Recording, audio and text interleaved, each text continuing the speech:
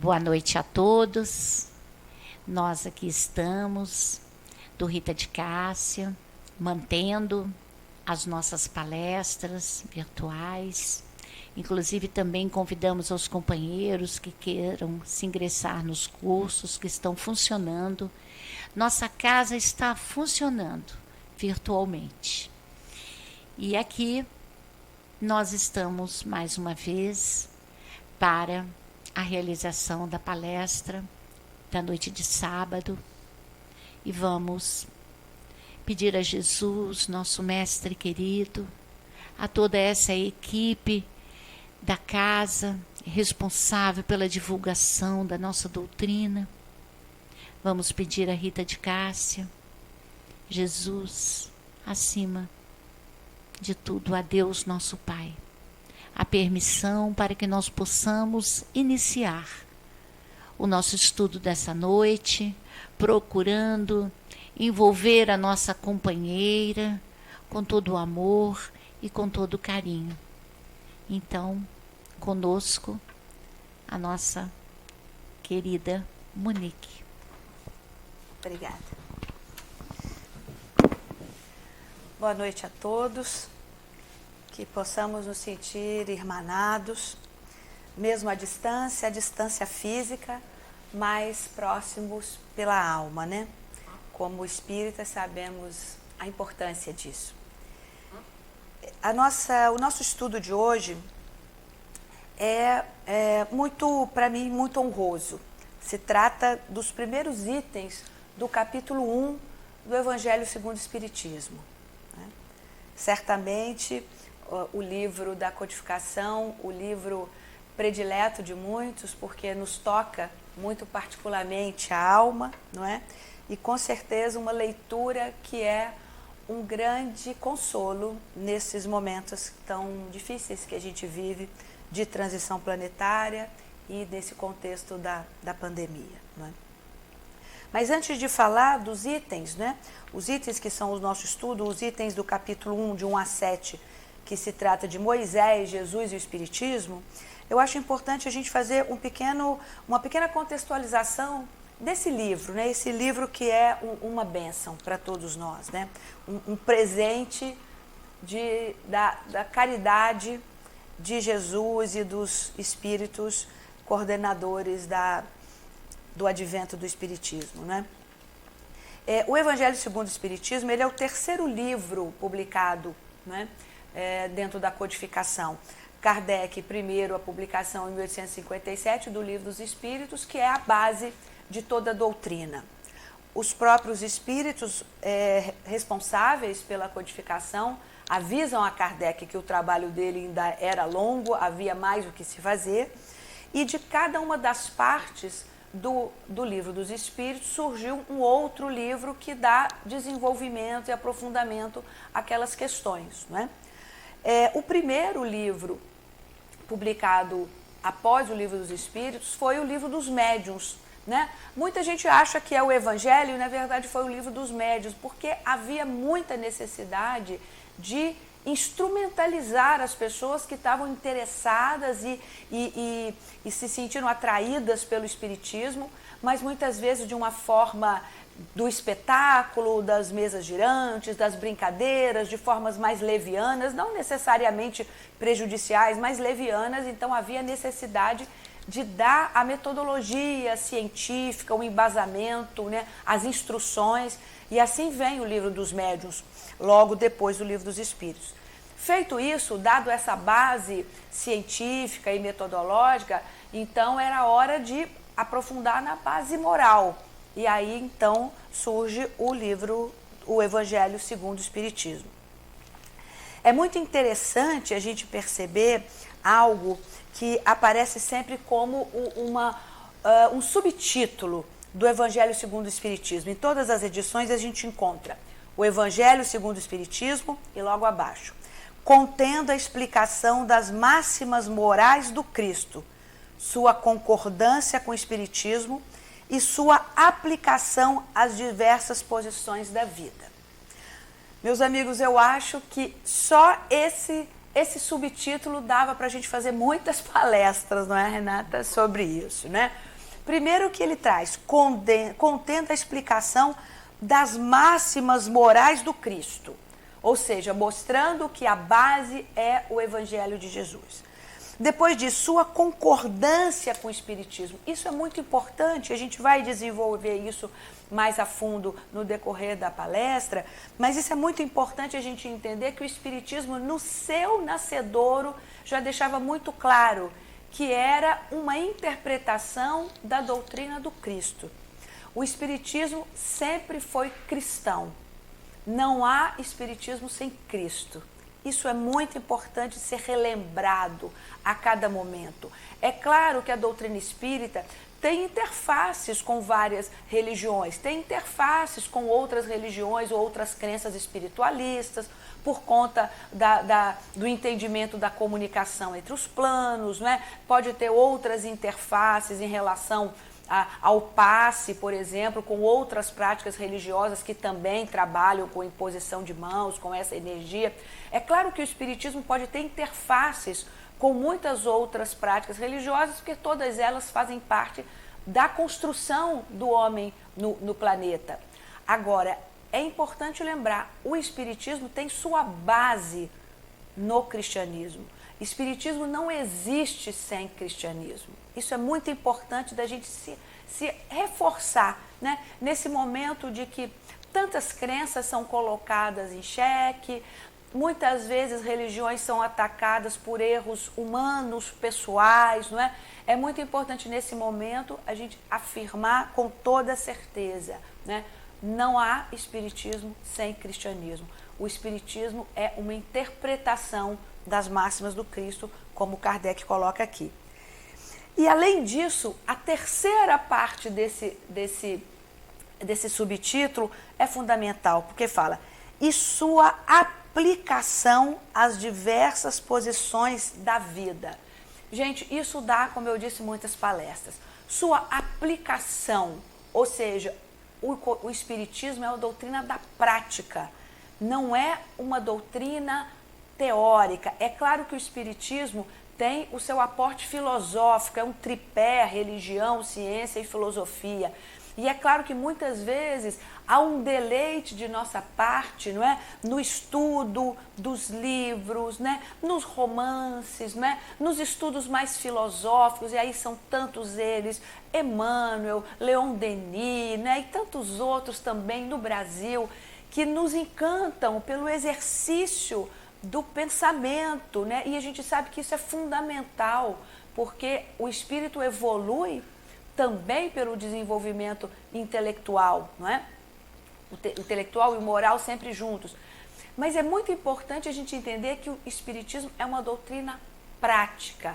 A exemplo de Jesus. Jesus era um homem da prática, Jesus curava, Jesus atendia doentes, Jesus não era apenas um filósofo que se colocava a discutir com os doutores da lei. Ele era um homem da prática, era um homem de fazer caridade o tempo inteiro, diretamente ou até indiretamente, como alguém que toca o seu manto e já se sente, né, curado, né? Ou seja, Jesus era um homem da ação.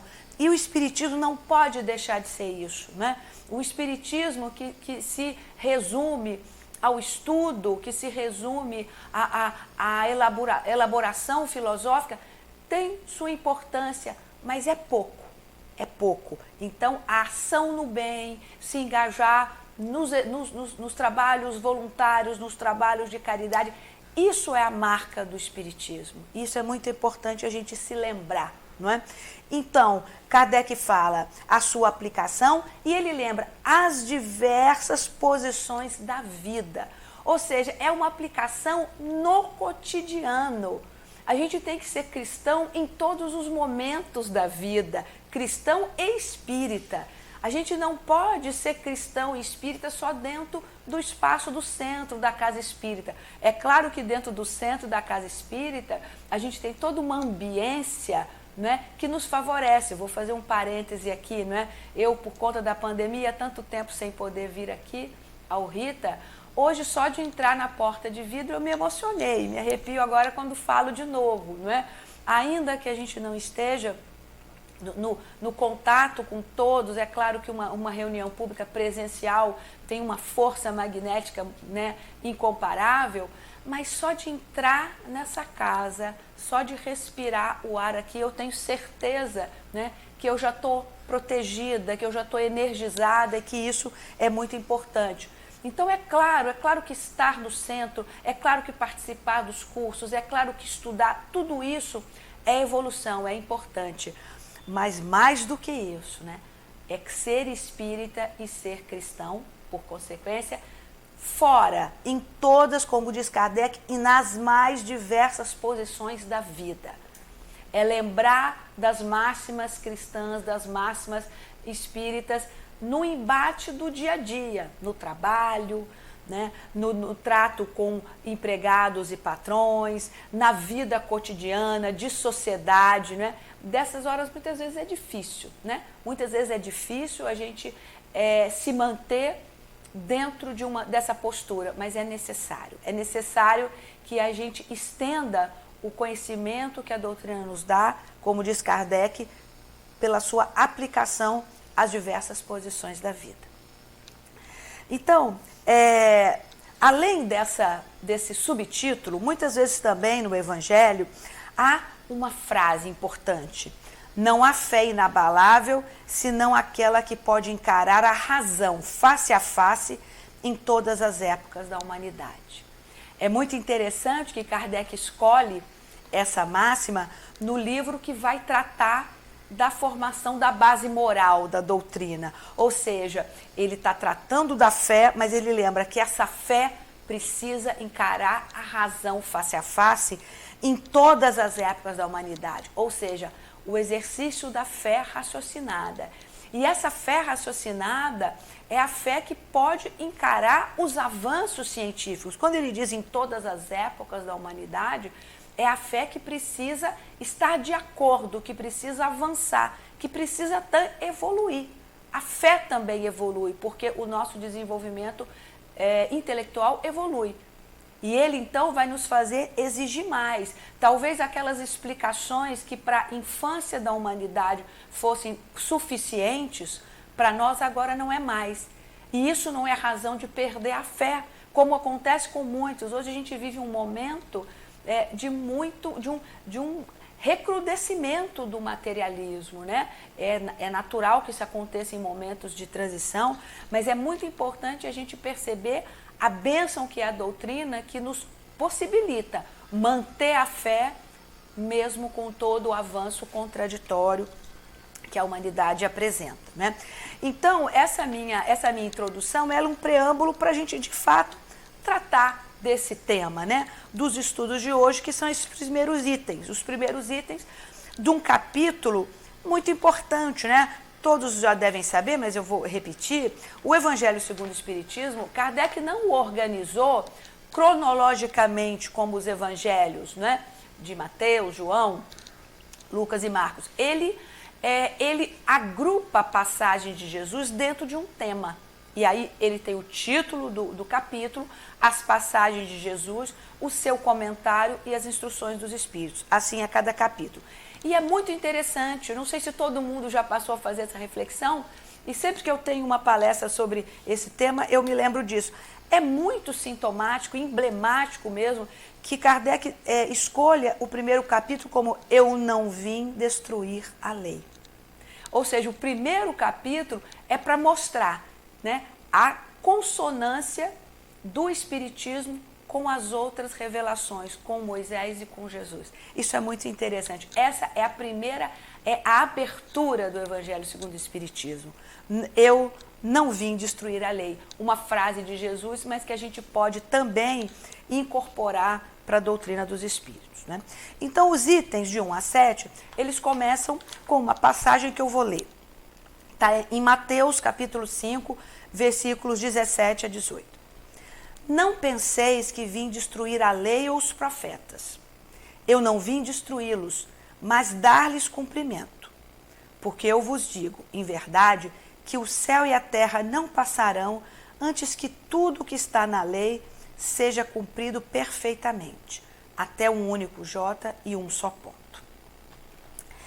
é muito interessante, não é? Que Jesus deixa bem claro que ele não vem destruir a lei ou os profetas, ele não vem destruir, mas dar cumprimento, ou seja, ele vem tornar viva a palavra, né? Então, aquilo que era de fato a lei moral e eterna, precisava ser aplicada, precisava ser compreendida e não ficar restrita ao universo dos doutores da lei. Então, Jesus, quando fala, veio dar cumprimento a essa lei. Né? Isso é muito, muito emblemático. E é a partir dela que a gente começa o item 2, que é Moisés. Sobre Moisés, Kardec nos esclarece que a lei mosaica, ela tem duas partes muito distintas. Uma parte que vem diretamente do plano superior, que é uma lei moral, que a gente pode dizer divina e, por consequência, eterna, né? Essa parte moral, divina, perene, ela se encontra, de certa forma, estabelecida nos 10 mandamentos, né? Se a gente passa os olhos nos 10 mandamentos, né, a afirmação de Deus, eu sou o Senhor vosso Deus, né? Isso, deixar isso muito claro, a centralidade e a nossa posição de criaturas, né? Não tomeis o nome do Senhor em vão. Aliás, esse mandamento precisa ser repetido atualmente. A gente anda vendo muitos descalabros sendo feitos em nome de Deus, né? Então, pensar não tomar o nome de Deus em vão é algo que a gente precisa repetir diariamente, não é? Lembrar de santificar o dia do sábado, a gente vai falar daqui a pouco um pouco mais especificamente disso, mas a ideia de também dedicar a nossa existência a nosso aprimoramento moral, né?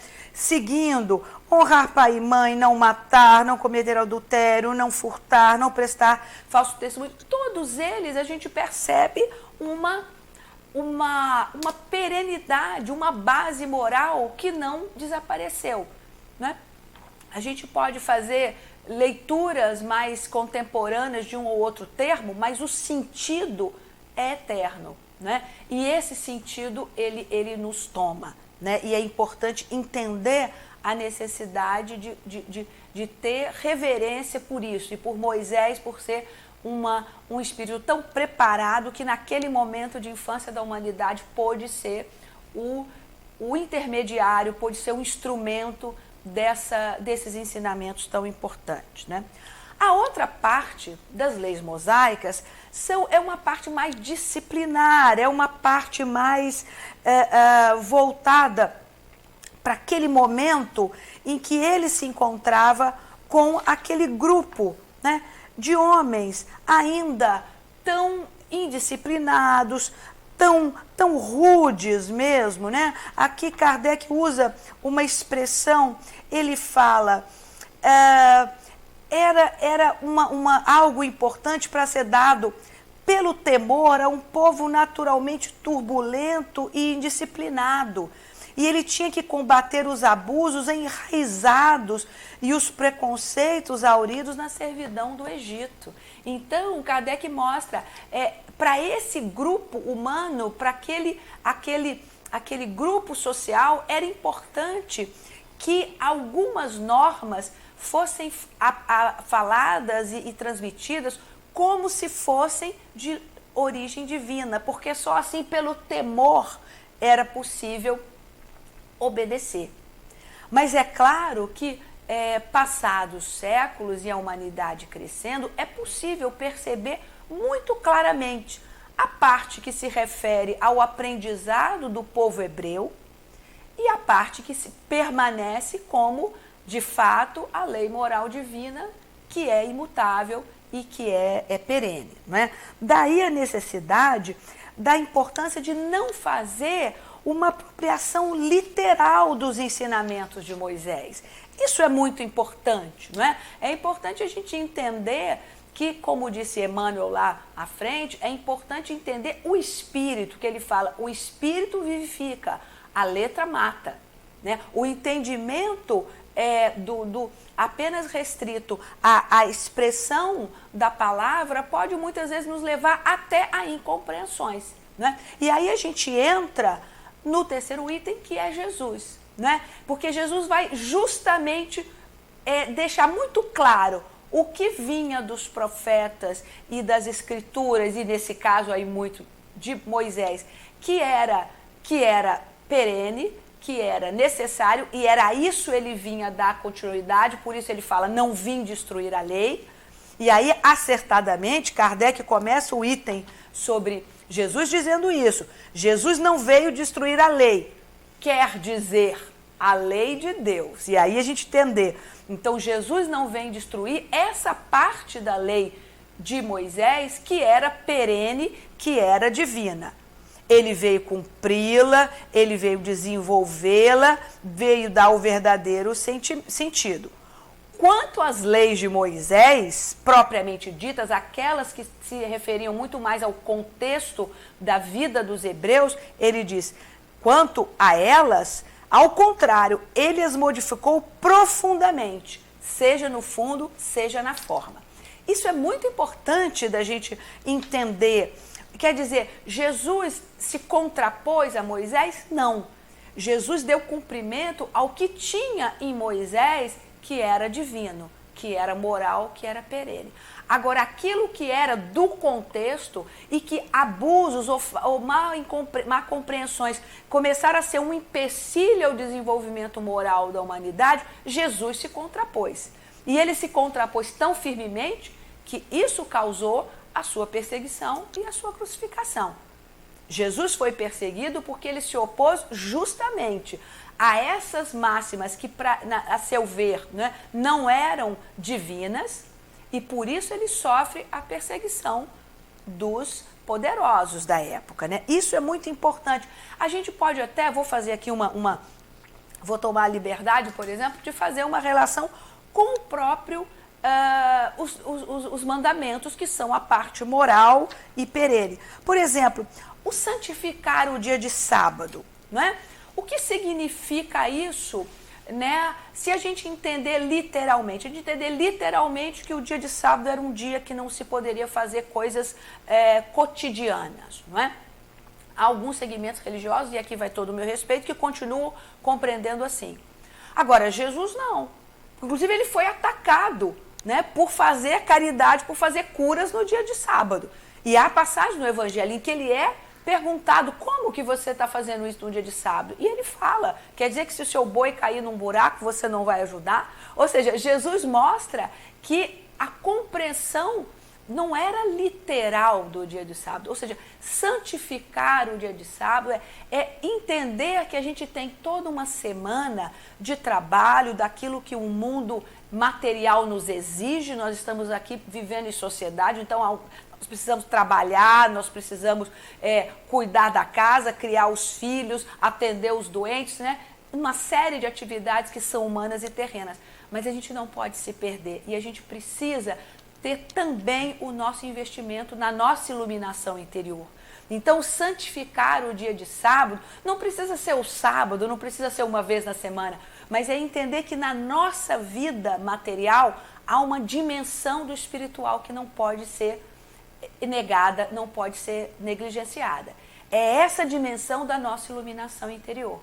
É isso que é santificar um dia de sábado, entendendo sem as alegorias, não é? Então é justamente isso que Jesus vai fazer. Jesus não vem destruir a lei de Deus, é claro não, a parte moral, mas ele modifica bastante essa parte disciplinar, não é? Jesus percebeu que o cumprimento de determinadas normas, inclusive, levava ao desamor, à rigidez. E isso é muito importante, né? O cuidado com a rigidez, esse exemplo que eu dei agora do santificar o sábado, né? E entender também, por exemplo, a passagem do jovem rico. O jovem rico, quando pergunta a Jesus o que ele precisa para conseguir a vida eterna, entrar no reino de Deus, né? Tudo isso metáforas, né, da nossa evolução, e Jesus fala para ele cumprir os mandamentos, ele fala que já cumpre. E Jesus fala, então vai dar tudo que tem. Ou seja, Jesus percebe que não era o suficiente, porque talvez o cumprimento, é claro que ele já é um avanço, né? Vamos deixar claro, aqui a gente não está menosprezando a importância dos 10 de todos os mandamentos e muito, muito menos menosprezando o sentido perene deles, é claro que não. Mas o próprio Jesus mostra que a gente precisa evoluir, né? Ele, para além dos mandamentos, a gente também precisa evoluir na nossa vida, na nossa aplicabilidade desses mandamentos. Se a gente cumpre esses mandamentos apenas de uma modo formal, mas não se modifica, por exemplo, santificar o dia do sábado, mas não investir, por exemplo, no desapego, não investir no amor ao próximo, que talvez fosse o caso do jovem rico, né? Porque para ele Jesus faz uma proposição radical, dá tudo. Para outros ele fala da metade, né? Jesus percebe que esse era o problema daquele jovem, que cumpria, segundo ele, todos os mandamentos. Então, daí a gente percebe a importância fulcral da vinda de Jesus, para dar continuidade, né? E nos termos de Kardec, trazer toda essa revolução, né? Ele lembra também do caráter universal da mensagem de Jesus, porque quando ele fala o céu e a terra não passarão antes que tudo seja cumprido até um único jota, ele está falando da lei de Deus cumprida em toda a terra. Isso é muito importante, não é no entendimento de que o cristianismo seria a religião universal de todos, não, né? Os homens são distintos e muitos conseguem seguir a lei de Deus por meio de outras religiões, isso não é nenhum problema, mas é a ideia da lei de Deus, né? O reino de Deus é o quê? O reino de Deus é um momento da terra governado, né, pelas leis de Deus, por essas leis que são eternas. Então é isso que Jesus nos mostra. Vai chegar um momento que de fato essas máximas morais vão estar cumpridas em toda a terra, o céu e a terra no sentido de em todo o nosso planeta, né? E é muito importante também, por exemplo, o papel de Jesus no cumprimento das profecias, né? Ele mostrar que há uma continuidade. Isso era importante para evidenciar para aquelas pessoas a sua missão divina, porque senão ele teria sido um entre os muitos profetas. O fato dele ser Jesus, aquele que divide a história antes e depois dele, é justamente porque ele conseguiu na sua trajetória cumprir as profecias e assim se mostrar para aquela população como alguém que de fato era o emissário do Pai, né? Então a gente percebe aí a continuidade da missão de Jesus em relação a Moisés. É claro que num patamar muito mais elevado, até porque a humanidade podia um pouco mais naquele momento, né? Mas ele trazendo aquilo que era perene, né? É interessante também, Kardec lembra nesse item sobre Jesus, a impossibilidade de revelar todas as verdades em função, né, do pouco desenvolvimento intelectual intelectual e moral da humanidade naquele momento, né? Ainda sob a égide da lei do olho por olho, dente por dente, né? Sob a égide do pensamento que era o povo escolhido, não é? Há passagens no Antigo Testamento que fala que o pai, eu nem lembro o verbete, que até não é bom lembrar, mas enfim, né? Não vou lembrar o versículo, desculpa, mas fala que o pai vai ajudar o exército a tornar fértil a nossa terra com o sangue do inimigo. Imagina, né? Se isso pode ser uma lei eterna e divina. É claro que isso é um momento, né, importante daquele povo de se começar a se entender como comunidade, né? É claro que é impossível a gente, por exemplo, combinar isso com a doçura de Jesus, né? Que fala de amar o inimigo. Nesses momentos a gente vê como a posição de Jesus é de corte com o que vem antes dele. No lugar de pedir a proteção divina para combater o inimigo, Jesus fala, não, amar o inimigo. E quando ele vai dar exemplo do amor ao próximo, ele dá o exemplo do proscrito, do estrangeiro, do samaritano, do que não era reconhecido. Então Jesus coloca em xeque o tempo inteiro as máximas que eram provisórias para afirmar as que eram perenes. E nesse momento de afirmar as que eram perenes, muitas vezes ele precisa fazer uso da alegoria, não é? O termo alegoria, ele vem do grego e ele quer dizer falar para o outro, não é? Ou seja, a ideia do falar para o outro, a ideia de você transmitir para o outro uma ideia. E esse termo foi chegando até nós e hoje a alegoria significa, né, o uso de imagens para se fazer entender, para falar ao outro um ensinamento. Né? A diferença, eu estava buscando a diferença, por exemplo, de alegoria e metáfora, que a metáfora também é fazer um sentido figurado, é que a alegoria, ela é maior. Às vezes, numa alegoria, você tem uma série de metáforas, né? Jesus era mestre nisso, né? Ele usa uma parábola como alegoria e em cada um dos momentos ali você tem várias metáforas.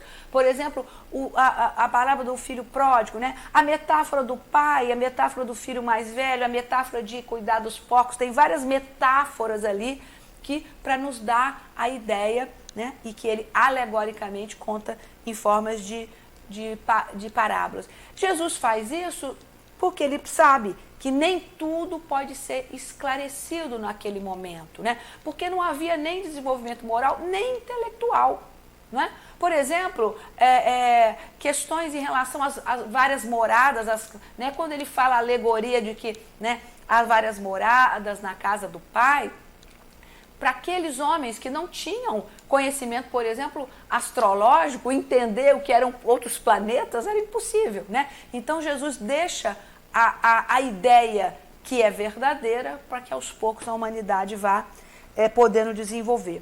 Ainda assim, o ensinamento de Jesus poderia ser suficiente para o nosso desenvolvimento moral, não é? Ainda que em forma de alegorias, porque ali está o germe da lei divina, né?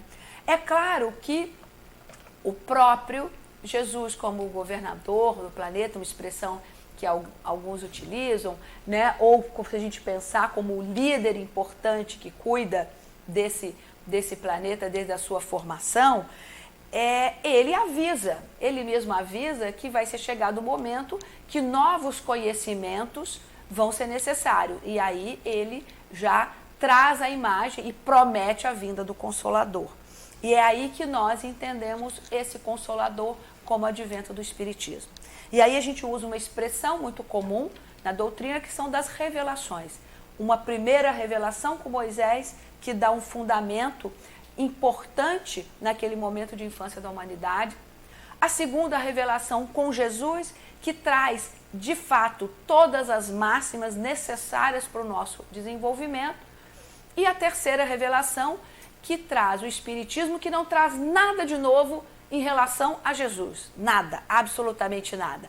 Mas que dá entendimento e prosseguimento às máximas de Jesus a partir dos entendimentos que a ciência pode promover. Aquilo que Kardec fala ali no seu subtítulo, para dar possibilidade de aplicação. Isso é muito interessante, porque, e aí eu vou fazer uma leitura aqui e peço licença, porque se ela não for apropriada, né, mas enfim, a doutrina nos leva ao raciocínio, e posso estar enganado, mas eu percebo que da primeira para a segunda revelação há uma ruptura maior. Jesus aproveita o que tem de lei moral e nega aquilo que ele entende que são pontuais e que de fato estavam até dificultando a evolução da humanidade, né? Como, por exemplo, esse do sábado que eu trouxe do santificar o dia de sábado, né? Como é que Jesus modifica? E muitas vezes, em relação a todos os rituais, né, da lei mosaica, que Jesus tem uma ruptura. Eu percebo claramente que da primeira para a segunda revelação há uma depuração daquilo que era momentâneo e Jesus afirma e desenvolve aquilo que é perene. Da segunda para a terceira revelação, eu digo a vocês, para mim não há nenhuma ruptura, né? Nada que Jesus tenha colocado, a doutrina espírita se contrapõe. Na verdade, a doutrina espírita é uma terceira revelação que vem apenas dar cumprimento e acompanhar o desenvolvimento da humanidade para poder retirar algumas alegorias e entender o sentido daquilo que Jesus falava, né? Então, muitas vezes eu afirmo, A doutrina espírita, ela tem o seu código de ética em Jesus, no Novo Testamento, não no Primeiro Testamento. O Primeiro Testamento, ele é importante, é claro, para a história da humanidade, né? Muito do que Jesus às vezes se refere, traz de alguns profetas, é claro que é importante. Mas a nossa ética como espírita é uma ética cristã, não é uma ética mosaica. Eu acho importante a gente deixar isso muito claro. E me perdoe se eu estiver sendo exagerada nisso, mas vamos, né, fazer o debate, que o debate é importante. Eu digo isso porque o Espiritismo, ele não acata fundamentalismos. O Espiritismo é a explicação racional das máximas de Jesus. E Jesus era isso, Jesus era amor, compreensão e sabedoria, o tempo inteiro, né? Essas posições fundamentalistas e muitas vezes de negação do outro, de combate ao outro, isso tem um fundamento mosaico que já precisava ser superado pela humanidade, porque é isso que Jesus traz. Jesus supera aquele entendimento que era apenas da infância da humanidade, rudimentar, de seres ainda que precisavam se entender como grupo social. Jesus amplia isso e fala, a sua família é todos eles. Fala para Jesus, olha aí, tua mãe, teus irmãos, são todos eles, não é? Então Jesus deixa muito claro essa ruptura. E acho que o Espiritismo não, a gente não há nenhuma ruptura da doutrina com Jesus, pelo contrário, não existe Espiritismo e doutrina sem Jesus. E aí, a gente vê o que Kardec traz nos três últimos itens, de 5 a 7, sobre o Espiritismo. É muito interessante que Kardec começa assim, o Espiritismo é a nova ciência que vem revelar aos homens, por provas irrecusáveis, a existência, a natureza do mundo espiritual, e aí vai. Veja bem, Kardec começa, Espiritismo é uma nova ciência. Ele não fala uma nova religião. É muito curioso a gente parar para pensar nisso, né? Ou seja, nesse livro ele está dizendo que a máxima religiosa está em Jesus. A gente não precisa trazer mais nada além do fundamento do Evangelho de Jesus Cristo, né? O Espiritismo é uma ciência. É muito interessante isso. Quando a gente se afirma que a doutrina espírita tem um tripé, religião, ciência e filosofia, é um sentido didático para a gente compreender as várias dimensões. Mas a religião está ali em Cristo, né? O religar, o se ligar a Deus. A gente se liga a Deus por Cristo, pelo Evangelho, né? Isso é muito, muito importante. Não estou aqui fazendo uma interpretação, não, viu? Eu estou fazendo literalmente o que o livro está dizendo, o que Kardec disse, né? E ele vai dizer que essas relações, né, com o mundo corporal e o mundo espiritual, que o Espiritismo traz, né, ele vai dizer, é a essas relações que o Cristo faz alusão em muitas circunstâncias. E é por isso que muitas coisas que ele disse permaneceram ininteligíveis ou foram falsamente interpretadas. O Espiritismo é a chave com a ajuda da qual tudo se explica com facilidade. Isso é muito interessante. Então, o Espiritismo é uma chave que nos ajuda a abrir as portas da compreensão das máximas do Cristo, né? Por isso eu digo, não há nenhuma ruptura, né? É interessante também, Kardec traz o caráter coletivo da doutrina. Isso a gente precisa parar para pensar. Ele diz, ele fala no outro item, a lei do Antigo Testamento está personificada em Moisés, a do Novo Testamento está personificada no Cristo. O Espiritismo é a terceira revelação da lei de Deus, mas não está personificado em nenhum indivíduo, porque ele é o produto do ensinamento dado, não por um homem, mas pelos Espíritos, que são as vozes do céu sobre todos os pontos da terra e por uma multidão inumerável de intermediários, né? E aí a gente se lembra do próprio processo, né, metodológico, científico de Kardec, de fazer as perguntas para vários médiuns de vários locais que recebiam as suas respostas e ele então fazia a síntese daquilo. E elas, é claro, elas eram absolutamente concordantes, né? Porque vinham da espiritualidade maior e ele então tem o trabalho primoroso da codificação e da organização. Mas eu estou trazendo isso para lembrar, o Espiritismo é uma doutrina coletiva, desde o seu nascedouro. Por isso é a doutrina dos espíritos. Por isso que a expressão kardecismo é equivocada, não é? Espiritismo talvez na falta de outra mais restrita, porque, enfim, muitas vezes as compreensões do que é o espiritismo são muito amplas, mas doutrina dos espíritos, no coletivo, né? É uma doutrina que vem trazer a síntese do conhecimento para nós. E como uma doutrina coletiva, a gente tem que pensar também coletivamente na sua ampliação, inclusive no seu desenvolvimento. A gente entender que, da mesma forma que nem tudo era possível para os homens compreenderem, homens e mulheres, é claro, né, naquele momento com Jesus, também acontece. Há questões que a gente também vai ver no Espiritismo que são referentes ao contexto da Europa em meados do século XIX. A gente precisa também entender que há questões que se colocam contemporaneamente à doutrina que talvez a gente não vai encontrar, certamente não vai encontrar nos livros de Kardec, mas a gente tem ali os princípios pelos quais a gente pode se ancorar para tentar responder essas demandas. E isso, gente, tem que ser feito coletivamente. Não vai ser um médium, não vai ser um iluminado, não vai ser um palestrante. Vão ser todos aqueles que se dedicam a estudar e a colocar em prática a doutrina, é que vão estar capazes de ter a sintonia necessária com uma espiritualidade maior para dar prosseguimento à construção da doutrina espírita. Então, é isso que eu queria lembrar, né? A doutrina espírita é essa bênção, é essa terceira revelação, que está por ser consolidada e por ser construída. Ela não terminou na codificação e é nosso papel, então, dar prosseguimento a essa missão tão generosa, tão maravilhosa dessa espiritualidade que, sob o comando de Jesus, nos acompanha. Que Deus nos ajude, que a gente seja honrado e digno dessa missão e que a gente continue construindo essa terceira revelação. Que assim seja. Graças a Deus, muito obrigada, Monique, por esse estudo tão precioso, tão importante para os nossos corações.